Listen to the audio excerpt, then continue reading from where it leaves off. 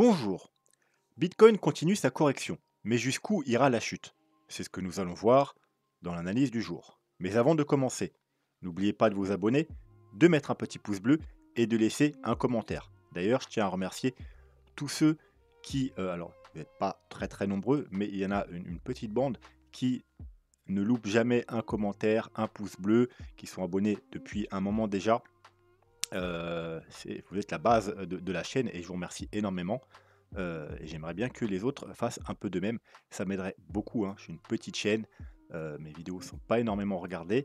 Donc, chaque petit pouce bleu, chaque petit commentaire, chaque abonnement, eh bien, c'est une grande aide pour le développement de ma chaîne. Voilà. Sinon, je tiens à vous rappeler que cette semaine encore, avant-dernière semaine, pour un giveaway de 20 euros pour participer, c'est simple. Il vous suffit d'être abonné et de laisser un petit commentaire. Et le tirage au sort a lieu chaque lundi. Voilà. Sur ce, aujourd'hui, on va analyser le Bitcoin, l'Ethereum et deux petits altcoins en fin de vidéo. On va parler pas mal des vagues d'Elliott. Donc, si vous êtes nouveau sur la chaîne, je vous invite à aller soit dans la playlist et aller voir tuto sur les vagues d'Elliott, ou alors vous allez sous les vidéos et il y a également quelques vidéos recommandées, dont justement cette vidéo. Très important, si vous ne connaissez pas les bases de l'idiotie, ça vous permettra de comprendre mon analyse, mais également de celle des autres youtubeurs qui utilisent les vagues d'Elliott. Voilà. Sur ce, on va pas perdre plus de temps, on va se diriger vers la cryptomap. Alors j'ai été la voir il y a juste 2 minutes, la cryptomap, et ben, j'étais surpris tout simplement parce que je m'attendais quand même à plus de rouge. Là, elle est plutôt mitigée.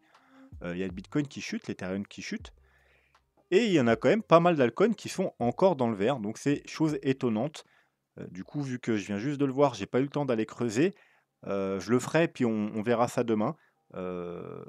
Est-ce que ça peut vouloir dire quelque chose? C'est possible, mais du coup, je vais pas vous en parler ce soir, on verra ça demain. Faut que j'aille gratter un peu plus. Mais voilà, c'est un peu surprenant quand même qu'il y ait autant d'altcoins dans le vert.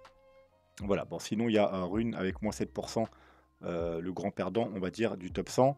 Et le grand gagnant, c'est FXS avec plus 5,2% si je ne me trompe pas. Voilà, le CryptoFear, on va pas non plus s'attarder dessus, 45, hein, ça fait plus d'un mois maintenant qu'il est entre les 40 et les 50.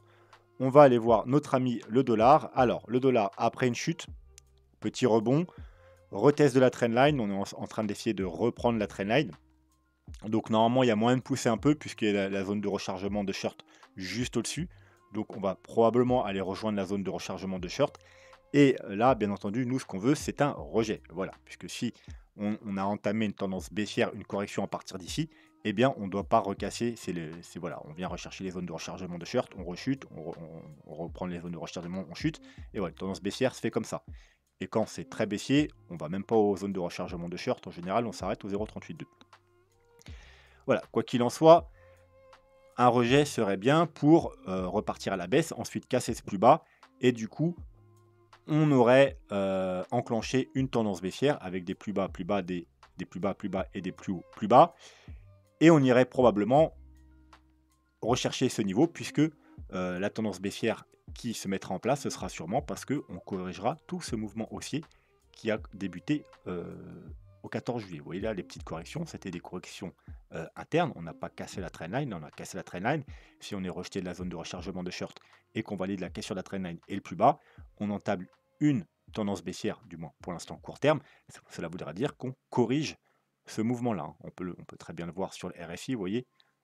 Voilà, on était dans une tendance haussière, et puis voilà, là on casse, hein, changement de structure, donc on a probablement entamé, je dis bien probablement, la correction de tout ce mouvement, et ça va nous emmener dans cette zone. Voilà. Ensuite, il y a, alors, sauf si on casse la zone de rechargement de short et on va plus haut, hein, mais grosso modo, du coup, il y a trois possibilités. Alors, première possibilité, on va peut-être dézoomer un petit peu, on va se mettre en weekly. Voilà, ça va être mieux. Première, alors voilà, vous savez qu'on a eu un top, on a eu une correction. Donc, première possibilité, la correction, on n'a pas trouvé un bottom ici. Donc là, c'est juste une correction. Bon, le mouvement est quand même très impulsif pour une correction. Mais admettons. Donc, deux possibilités. Quand on va repartir à la baisse, eh bien, la correction est finie. Et voilà, on a fait une première vague baissière, on corrige et on va repartir à la baisse. Deuxième possibilité, la correction, quand elle aura lieu, ce sera peut-être juste, on va, hop, alors je mets ABC, ça peut être WXY, on s'en fout, c'est juste pour, voilà, un correctif. Peut-être qu'on aura juste trouvé une première vague, qu'on va faire une vague B, et ensuite, voilà, une correction beaucoup plus longue. Donc, si on a ce genre de choses, sur le Bitcoin, ça veut dire quoi? Ça veut dire que oui, on aura un petit peu de moment de répit, mais ensuite, on va reprendre la hausse sur plusieurs semaines, même peut-être plusieurs mois. Et donc, du coup, eh bien, pendant les mois à venir, eh bien, le Bitcoin, malheureusement, il va en tout cas pas monter. Voilà, il va corriger, stagner, ranger, mais il faudra attendre quelques mois avant de vraiment avoir le démarrage d'une forte tendance haussière, d'avoir terminé cette correction. Et ensuite, parce que si c'est voilà, une correction comme ça, après, ça voudra dire que dans le même ordre d'idée, on va enlever ça, eh bien, pareil, hein, je mets ABC, mais c'est pas forcément un ABC. Voilà, première vague, deuxième vague, et ensuite, on aura ça. Et ça, eh ben, ce sera la phase exponentielle, la dernière phase du bull run, la vraie phase du bull run, là où le Bitcoin, pendant plusieurs mois, voire un an et demi, eh bien, il pourra monter tranquillement puisqu'on aura un dollar baissier sur du long terme. Voilà. La dernière hypothèse, et c'est surtout ce qu'on ne veut pas voir, c'est que on ait trouvé un bottom et que la correction là est finie. Et puis là, alors si on corrige là, bah, ce sera tout simplement on a fait une vague 1, alors peut-être pas fini, hein, mais on va dire que c'est fini, ou on peut aller jusqu'à là, mais voilà. Une fois qu'on aura fini la première vague, on va corriger effectivement là. Mais ce sera pour ensuite faire 3, 4 et 5 et aller faire des nouveaux plus hauts. Et là, on aura un dollar haussier pendant longtemps. Longtemps, pour probablement plusieurs mois, plusieurs années.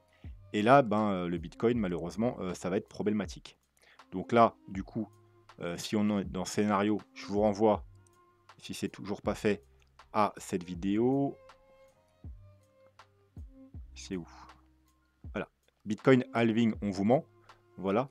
Pour voir ce qui pourrait se passer si on a un dollar qui est haussier sur plusieurs mois, sur du long terme. Et est-ce que le halving pourrait sauver ça? Je vous invite à aller voir tout simplement cette vidéo si ce n'est pas déjà fait. Voilà, donc pour le dollar, c'est tout ce on va faire aujourd'hui. Et on va passer au Bitcoin. Donc le Bitcoin, on s'était arrêté où?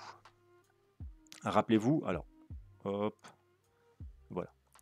On avait quoi? On a eu, alors déjà, ça fait plusieurs semaines que je vous répète que ce mouvement-là ressemble plus à un mouvement correctif qu'un mouvement impulsif. On avait la zone de rechargement de short ici. Donc on est venu chercher la zone de rechargement de short. Première chute. Là, on est venu rechercher le rectangle rouge, c'est la zone de rechargement de short justement de cette chute. Et cumulé, vous voyez, en plus, on est venu rechercher le bas de la zone de rechargement de short. Voilà, c'est pour ça que moi, j'ai shorté aux 28 000 dollars, parce que c'était une très belle opportunité avec un stop ici. Et voilà, donc un stop qui coûte pas grand-chose. Donc c'était un trade à prendre. Voilà. J'ai toujours le trade également que j'ai pris ici aux 25 200 dollars environ d'ouvert. Et alors, on va voir un petit peu ça. C'est où? Voilà. Donc le long au 25 167 dollars, le short au 28 037 dollars, et ensuite l'Ethereum, on verra plus tard. On avait une trendline. Et je vous ai dit quoi? Si jamais on devait casser la trendline, eh bien on irait rejoindre à minima, dans un premier temps, ce niveau-là. Voilà, on est parti le rejoindre. On a fait une grande mèche, ça a été ravalé, ouais, pour montrer que ce niveau, c'est un niveau de support.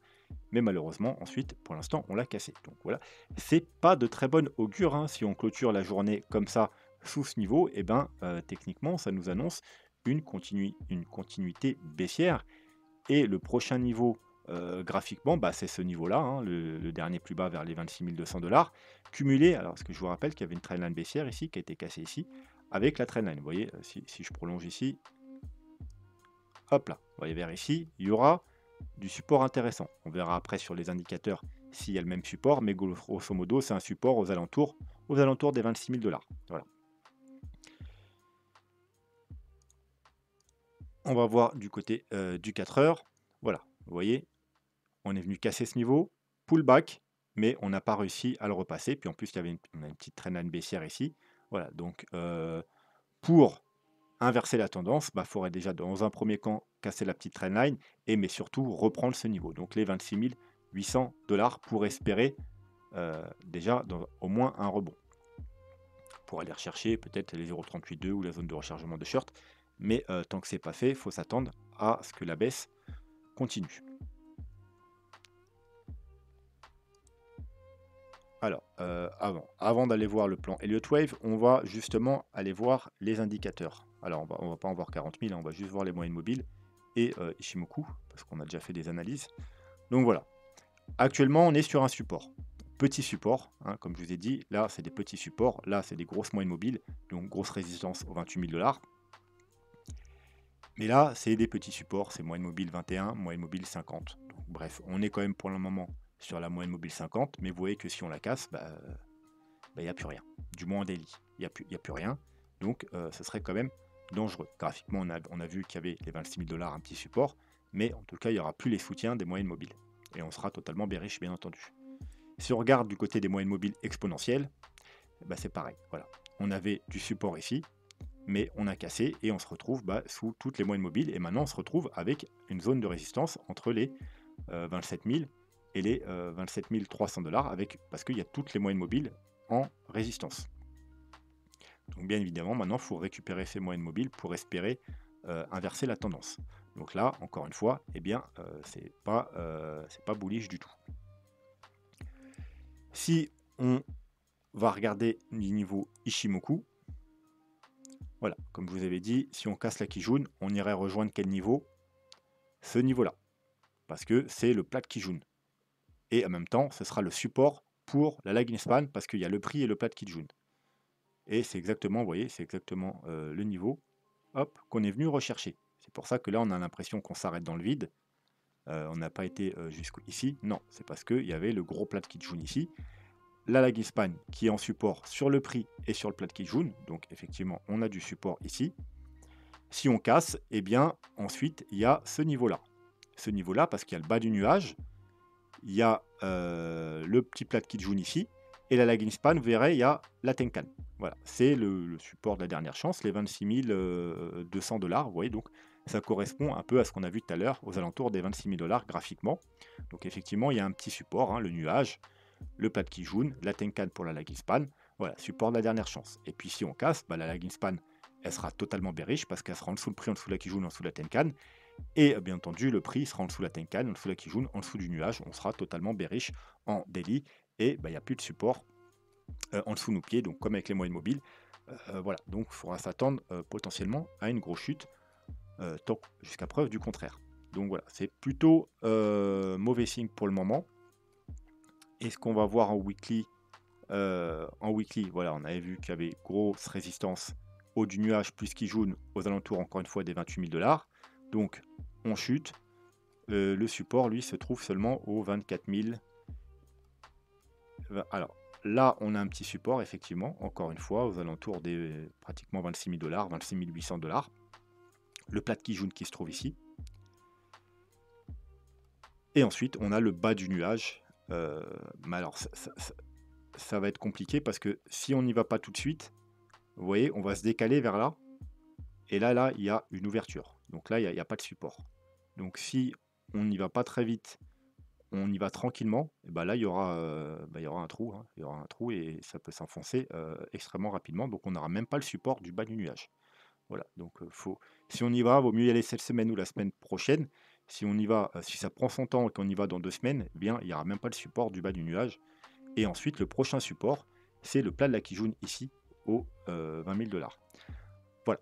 Donc, vous voyez qu'il n'y a pas grand support sous nos pieds. Ça va être plutôt compliqué si on ne remonte pas très vite.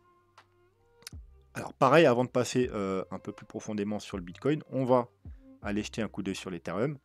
L'Ethereum, on va d'abord passer en daily. On va même passer en weekly tout d'abord. Donc voilà, rappelez-vous, l'important, c'est cette trendline blanche, ici, hein, qui fait support depuis le mois de juin 2022. Donc là, on la casse. Alors, rappelez-vous, c'est un support weekly. Donc, c'est pas très grave parce qu'il nous faut une cassure et une bougie de confirmation. mais ça va être compliqué il va falloir réavaler, soit cette semaine, soit la semaine prochaine. Il va falloir réavaler et repasser au-dessus des 1 600 $, même 1 610 $. Sinon, eh bien, c'est confirmation de la cassure de cette trendline et vu que c'est un gros support long terme, eh bien, ça risque, de faire mal. Voilà, là, pour l'instant, vous voyez qu'on est pile poil sur le bas, de notre niveau là, un niveau important, vous voyez, c'est ce niveau-là. Donc on est en support sur le bas, donc ce serait bien que ça tienne, puisque le Bitcoin, il est sur un petit support aussi. Et puis qu'on remonte et puis qu'on recasse, vous voyez le bas ici, hein, vous voyez un petit niveau ici, et la trendline, et ce serait plutôt bon signe, ce serait plutôt bullish. Ensuite, si on récupère ce niveau, les 1 700 $, ce serait plutôt bullish, voilà, même plutôt très bullish. Mais voilà, si on clôture comme ça et que la semaine prochaine, on est toujours sous cette trendline, et surtout si en plus on passe sous ce niveau, eh bien malheureusement, ensuite, c'est retour, probablement, 1 200 $, hein. Il n'y a pas énormément de soutien. Alors je sais pas, je vais peut-être aller voir si au niveau d'Ishimoku ou quoi sur Ethereum, il y a quelque chose. Vous voyez, on est sur rien. Attends, on va enlever le graphique. On est sur rien. Voilà, on est, sur rien. La Lightning Span, elle est sur rien du tout. Elle est dans le vide, elle vient de casser, le niveau de résistance. Donc faut vraiment qu'on réintègre, hein. D'ailleurs là, on aura un passage. Donc, comme j'ai dit, un gros rebond cette semaine ou la semaine prochaine. Il va y avoir un chemin ici ouvert. Donc oui, mais si on rebondit pas très vite, malheureusement, ça va être compliqué. Et en daily, c'est déjà compliqué parce qu'on a déjà, vous voyez, ici, dès qu'on a cassé le nuage, boum. Voilà, la lagging span, pareil, elle était sur son dernier support. Et voilà, on est dans le vide, hein, c'est ce qui attend un peu sur le Bitcoin, hein. Le Bitcoin, voilà, c'est ce qui attend sur le Bitcoin. Donc voilà, pour l'instant, c'est vraiment pas bullish du tout cette histoire. Donc va falloir qu'on remonte très vite, sinon ça risque d'être un peu dangereux. Donc par rapport au plan Elliott Wave,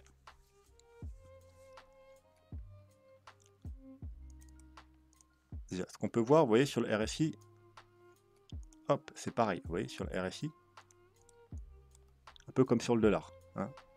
On a l'impression qu'on va corriger au minima tout ce mouvement. Mais le problème, comme je vous ai dit, c'est que ce mouvement n'a pas l'air d'être un mouvement impulsif. Alors, vous allez me dire, ça respecte parfaitement le plan. Alors oui, effectivement, le plan, mon plan principal, c'est celui-ci. Donc je vous rappelle, on a fait une première vague, là on en a une vague correctrice 2, et la vague 2, je la voyais en flat A, B, C, avec une vague 1, une vague 2, une vague 3, une vague 4, donc 1, 2, 3, la 4. La 4 se fait en... Et là, on le voit bien qu'il y a 3 mouvements, hein. On ne peut pas décompter 5, là. 1, 2, 3.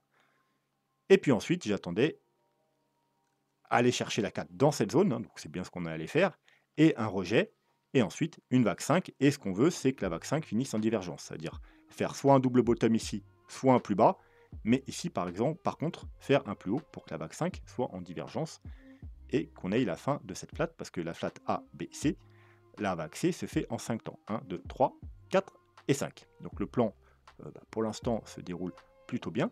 Malheureusement, si le plan est bon, eh bien, à minima, on ira rechercher cette zone, les 25 000 $ pour un double bottom. Ça fera même un triple bottom.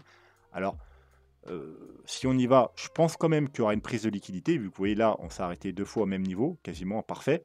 Donc, si on y va, je pense quand même qu'il y aura à minima une petite mèche pour aller chercher la liquidité. Je vois pas je vois quasiment impossible qu'on aille là et qu'on prenne. Du coup, on vient pas chercher la liquidité sous les 24 800 $. Donc, à minima, une petite mèche pour prendre la liquidité et on rebondit. Ou alors, eh bien, on ira chercher la deuxième target principale. C'est celui-ci, donc les 23 000, aux alentours des 23 400 $. Tout simplement, parce que, alors, je vais le répéter si jamais il y a des nouveaux sur la chaîne. Les targets, c'est quoi? On a les targets de la vague 2 en blanche. Donc, première target ici. C'est pour ça que c'est encadré de blanc. 0,382. Et en même temps, il y a du jaune dedans parce que c'est aussi une target de flat. C'est les 1. Voilà, target de la flat. Ensuite, on a le rectangle blanc. C'est la deuxième target. C'est d'ailleurs la target principale de la correction d'une vague 2. C'est les 0,5, 0,618. Et là, en jaune, on a la target de la flat. Donc vous voyez que sur les 0,5, on a également une target de flat, c'est-à-dire double objectif. C'est pour ça que c'est mon Deuxième objectif principal. On a un double objectif ici, double objectif ici. Ensuite, bien entendu, on a les 0,618, mais on n'a pas d'objectif de flat.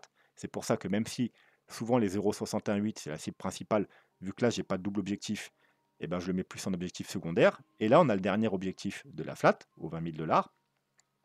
Et pareil, vu qu'on n'a pas de double objectif, je le mets également en objectif secondaire. C'est pour ça que mes deux objectifs principaux ont toujours été les 25 000 et les 23 000, environ 400 $.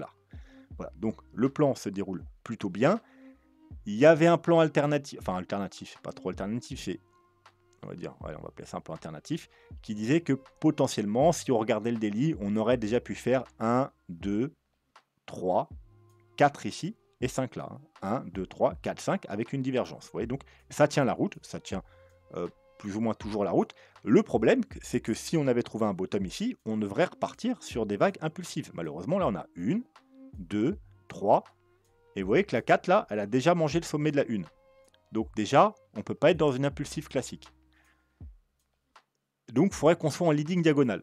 Mais malheureusement, leading diagonale, il aurait fallu descendre plus bas. Pourquoi? Parce que leading diagonale, on peut faire, ouais, vous voyez, rejoindre les points ici. Vous voyez, normalement, la 3, elle aurait dû s'arrêter ici. Pour s'arrêter plus bas, il aurait fallu avoir une vague 2 plus profonde. Par exemple, ici. Voilà, si on aurait une vague 2 qui est venue ici, 3, 4 qui mange la 1 et qui reste sur sa trendline, eh bien, ça aurait été bon. Avec également la possibilité de rejoindre voilà, les points ici. Et là, voilà, ça nous aurait fait une leading diagonale. Malheureusement, on n'a pas ça. Vous voyez, là, on casse. Donc, techniquement, c'est pas non plus une leading diagonale. Alors, la seule petite possibilité qui reste dans ce scénario, c'est quelque chose de très rare. D'ailleurs, depuis que j'analyse le Bitcoin, alors je parle bien sur les gros time frames, hein, pas sur les tout petits time frames, ça a dû arriver. C'est de temps en temps, mais c'est assez rare, une impulsive, la première vague d'une impulsive peut se faire en 3 temps. Allez rechercher, vous verrez que c'est possible. C'est très rare, mais ça arrive. Et donc, ça voudrait dire que là, mais encore une fois, c'est pas à privilégier puisque c'est rare, on aurait fait une vague 1, donc en 1, 2, 3, cas rare. Là, on est dans une vague 2. Et puis ensuite, on va faire 3, 4, 5, etc. Et du coup, imaginons, alors j'imagine, mais voilà, c'est pas ce que je privilégie puisque c'est un scénario rare, qu'on soit dans ce scénario, eh bien, on va se mettre un Fibo, je vais vérifier qu'il ne soit pas en logarithmique, voilà. Et eh bien, la target principale, c'est 0,5, 0,618, voilà. Donc, si on devait descendre un peu plus, voilà, on aurait les 0,618. Donc, on ne devrait probablement pas descendre. Alors, bien entendu, on peut aller rejoindre cette cible-là, hein, qui a environ 15% de chance de, voilà, au 25 700. Mais voilà, donc on pourrait étendre même ici, voilà. On ne devrait pas aller plus bas. Mais la target principale, normalement, c'est dans cette zone. Voilà. Donc, si on vient aux 26 300 $, puis on a vu qu'aux alentours des 26 000 $, justement, il y avait du support, hein, on pourrait même faire une petite mèche en dessous et remonter, eh bien, on pourrait, et qu'on rebondit fortement, eh bien, on pourrait être effectivement dans ce cas rare avec une impulsive qui commence en 3 vagues haussières. Mais encore une fois, c'est pas privilégié. Puisque c'est un cas rare. On privilégie les cas qui se produisent le plus souvent, et ça fait des semaines que je vous le répète, ce mouvement a l'air plus d'un mouvement correctif, donc le scénario de en 3 jours ou en weekly, avec une vague 1, 2, 3, 4, 5, est quand même à privilégier, donc il y a de fortes chances qu'on ait rejoindre ce niveau-là ou ce niveau-là. Voilà. Alors, il y a aussi le plan alternatif, vous savez, le plan de CMA, mais pareil, il a l'air plutôt mal barré. Pourquoi? Le plan de CMA, alors c'est le même, le grand plan, ça veut dire qu'on a une vague 1, une vague 2, etc. Donc on est dans la vague 2, on a également une flat en A, B, C, sauf que lui c'est une plus grande flat, et que là on est seulement dans la deuxième vague, hein, en construction, en WXY, où on a baissé, enfin là il n'est même pas sûr de cette vague là je crois, mais voilà, en 3 temps, 1, 2, 3, puis ensuite on aura la dernière vague en 5 temps. Le problème c'est pareil, c'est que là on doit trouver, alors vous savez qu'une WXY c'est 3, 3, 3, donc on doit trouver 3 temps, donc d'ailleurs j'ai un trou là, je me souviens plus si c'est forcément une ABC ou si on peut trouver une WXY dans une WXY, parce que là on a 3 temps, Donc déjà, pour une ABC, alors pour aller rejoindre celle-là, si c'était une ABC, A, B par exemple, C, vous voyez, c'est déjà mort, hein, parce qu'une ABC, c'est 5, 3, 5, 3, 5, 3, 5. Donc il faudrait que ce soit une W, X, Y, mais là j'ai un trou, j'avoue, il faudrait que je vérifie. Dites-moi en commentaire si vous savez si on peut avoir une WXY dans une WXY. Ça doit être possible. Mais voilà, il faudrait que ce soit une W. Donc et en plus, il faudrait une W. Donc il faudrait que ce soit WXY. Vu que c'est en 3 temps aussi. Ouais, compliqué. Il faudrait que ce soit que des WXY dans des WXY. Mais en tout cas, si on prend un Fibo, voilà, c'est pour ça aussi que... vous voyez que 1, 2, 3, 4, 5, pourquoi c'est pas possible aussi la leading diagonale ni rien? C'est parce que regardez, si on prend la prolongation, hop, on est venu rechercher, alors j'ai mal placé, mais on est venu rechercher pile les 1. Et les 1, c'est quoi? C'est la target d'une ABC. Hein. L'ABC, la target principale, c'est AB égale CD. Hein. Vous avez déjà dû entendre souvent ça. On a une impulsion, une correction, et on a une deuxième impulsion de la même taille que la première impulsion, AB égale CD. Donc ABC, on a la target parfaite d'une ABC. Mais on n'a pas du tout la target parfaite d'une vague 3. Hein. Une vague 3, je vous rappelle, c'est 1,61,8 la target principale. Et on en est très loin. Si on était dans une vague impulsive, la vague 3 aurait dû rejoindre les 30 000 $. Donc c'est pour ça que je vous dis que le mouvement a l'air quand même plutôt correctif. Ça a plutôt l'air d'être une ABC ou une WXY, peu importe. Mais voilà. Donc ce plan-là, il est plutôt aussi mal barré. Sauf si, comme je vous dis, on est dans une WXY et donc on va corriger là. Alors là, c'est les mêmes targets que je vous ai donné juste avant, ici. Et puis ensuite, on fera la dernière vague en 3 temps encore pour aller rejoindre ce niveau. Et ce plan-là est un plan extrêmement piégeur parce que du coup, quand on rejoindra ce niveau, on fera pratiquement un triple top. Et ensuite, il y aura une chute pour aller rejoindre, alors encore une fois, soit le triple bottom ici, soit les niveaux, pareil, hein, les niveaux de la vague 2. Voilà, mais ça sera quelque chose d'extrêmement piégeur. D'ailleurs, ce plan-là pourrait vraiment coller avec le plan du dollar, avec il pourrait être très bien parfaitement collé avec le plan que je vous ai donné tout à l'heure, c'est-à-dire une A, une B, une C. Donc A, B, C. Et là, du coup, on va remonter parce que le dollar, vous voyez, quand il fera ça, le dollar, il va chuter. Eh bien, là, on va remonter. Et ensuite, le dollar, il va faire ça. Vous voyez, je vous ai dit pendant quelques semaines, quelques mois. Et bien, le Bitcoin, lui, il va faire ça. Et ensuite, il va trouver un bottom. Et ensuite, le dollar va trouver un top. Et ensuite, le dollar va repartir à la baisse pendant très, très, très, très longtemps. Et le Bitcoin, lui, il va repartir à la hausse pendant très, très, très longtemps. Voilà. Ce scénario-là colle parfaitement avec le scénario du dollar d'une structure ABC. Voilà.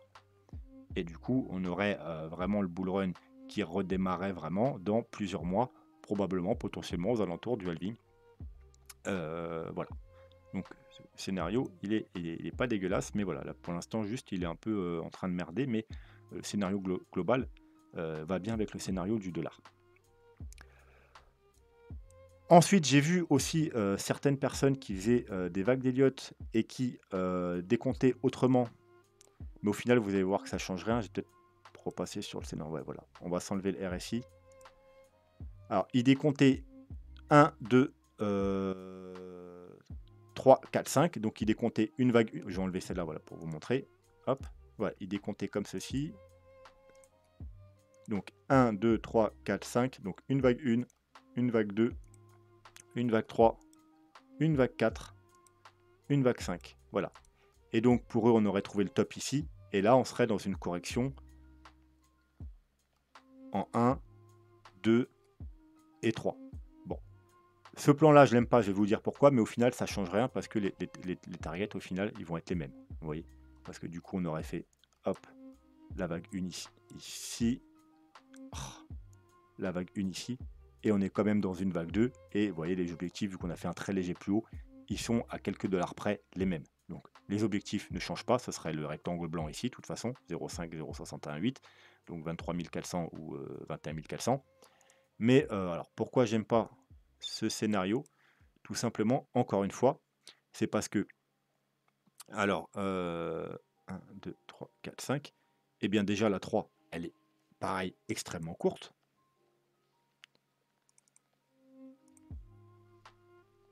Elle va pas rejoindre ses objectifs. Vous voyez, normalement, elle rejoindre 1,618. Là, elle est repartie rechercher seulement les 1,13. Et que la 4 mange le sommet de la 1. Donc, on devrait être dans une leading diagonale. Seulement, pour être dans une leading diagonale, alors, est-ce que c'est possible? Alors, vous voyez, là, c'est la base d'une leading diagonale. Mais par contre, si on prend les sommets, vous voyez que ligne diagonale, ça peut être convergente ou divergente. C'est-à-dire les traits peuvent, voilà, comme ça, ou s'éloigner. Donc là, on partirait plus sur une ligne diagonale divergence. Seulement, vous voyez que le sommet de 5 aurait dû monter plus haut. Des fois, il s'arrête un petit peu avant, mais voilà. Là, il est vraiment trop bas. Vous voyez, c'est pas non plus une ligne diagonale. Donc voilà, ce scénario, je lui donne très peu de probabilité. Voilà, la 3 est vraiment trop faible. La 5 est tronquée également. Ouais, donc on a une 3 tronquée, une 5 tronquée. Voilà, c'est pas du tout joli.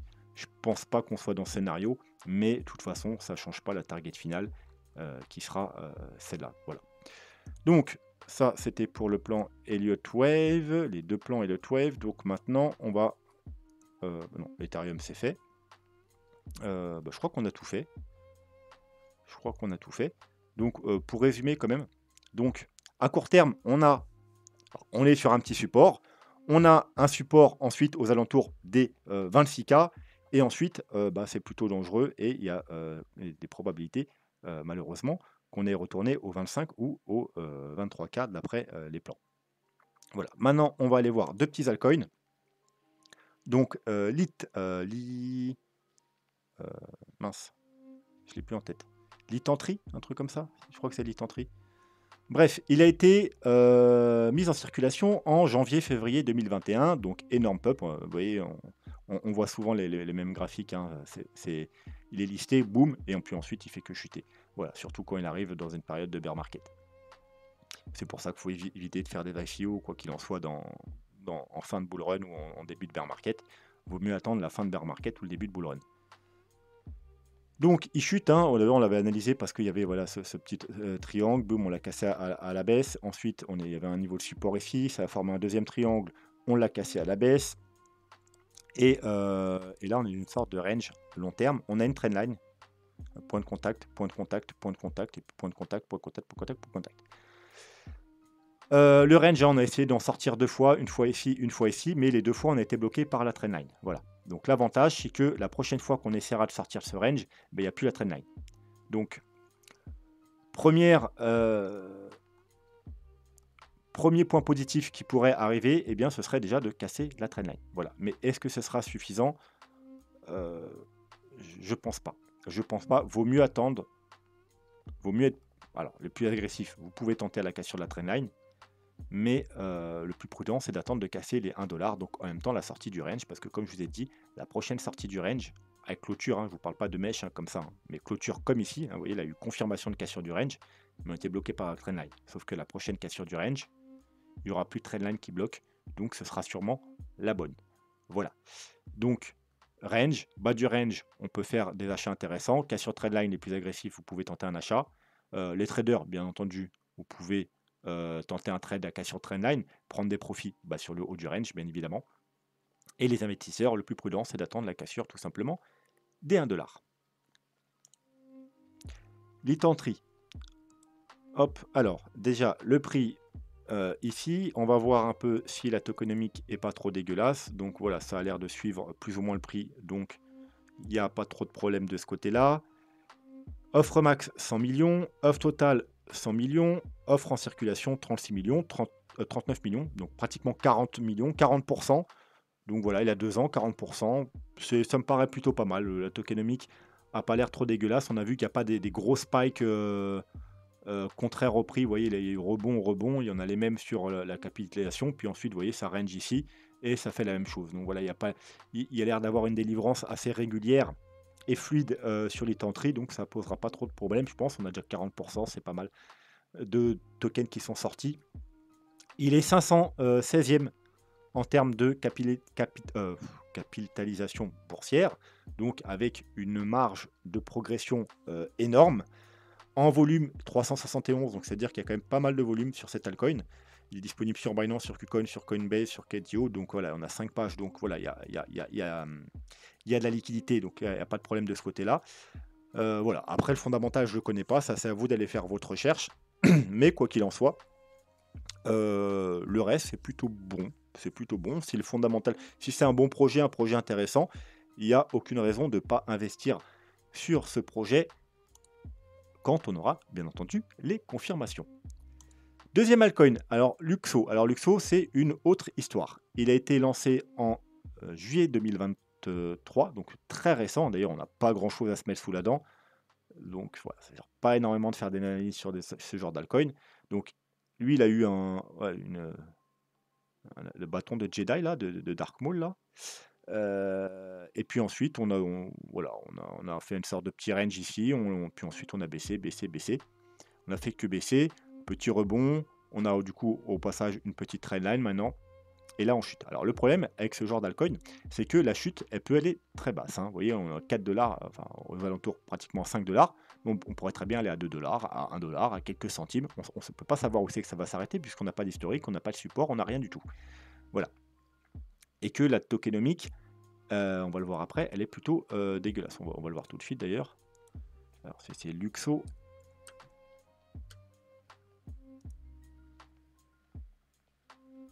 Ouais, c'est ça, Luxo.